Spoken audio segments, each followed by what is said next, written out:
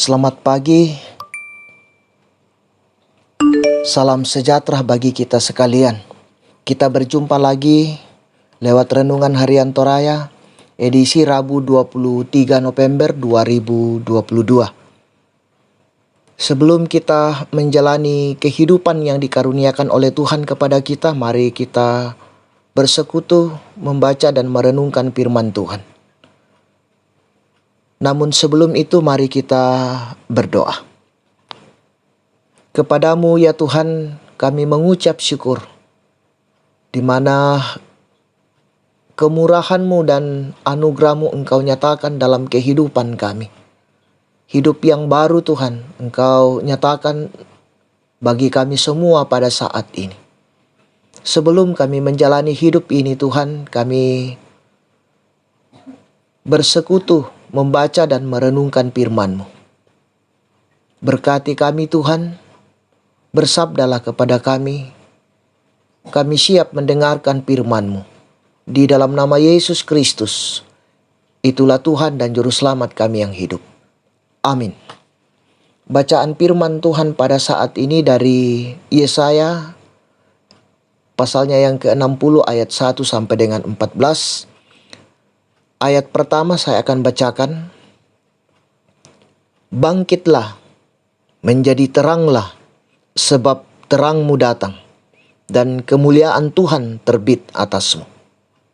Amin firman Tuhan. Tema kita, janji yang pasti. Seringkali kita mendengar atau mengucapkan janji palsu. Ungkapan itu diucapkan ketika orang kecewa karena merasa janji yang diberikan atau diucapkan tidak ditepati atau tidak akan bisa ditepati di kemudian hari. Lawan kata dari janji palsu adalah janji yang pasti.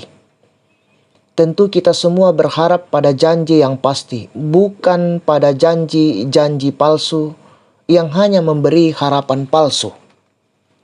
Nah, saudara-saudara yang sama-sama dikasih oleh Tuhan, Tuhan memberikan janji kepada bangsa Israel. Janji Tuhan itu bukan janji palsu atau tanpa bukti, melainkan janji yang pasti akan terjadi dan dinyatakan Tuhan kepada umatnya. Janji itu adalah pembebasan bangsa Israel dari pembuangan. Bukan hanya itu saja, mereka juga akan kembali ke negeri mereka, yaitu Sion atau Yerusalem. Bagi bangsa Israel yang sedang mengalami pergumulan berat, tentu berita dan janji ini akan menjadi kekuatan dan harapan besar bagi mereka untuk segera terjadi. Dapat dibayangkan bagaimana kecewanya bangsa ini jika seandainya janji itu hanya sebatas janji palsu, karena harapannya adalah supaya mereka segera dilepaskan dari penderitaan yang sedang dialami. Tuhan tidak pernah mengecewakan. Janjinya adalah mutlak dan pasti digenapi pada waktunya. Inilah berita penghiburan bagi Israel, agar mereka kembali memiliki semangat dan pengharapan baru bahwa Tuhan tetap mempedulikan mereka. Nah, saudara-saudara yang sama-sama dikasih oleh Tuhan, demikian pula dengan kita jika sedang dalam pergumulan dan kesulitan hidup. Janji Tuhan terus berlangsung dalam kehidupan kita. Dia akan menuntun dan menolong jika kita tetap setia berharap kepadanya. Karena itu, seberat apapun masalah dan persoalan hidup yang kita alami, tetaplah percayalah pada janji Tuhan yang pasti. Amin. Kita berdoa.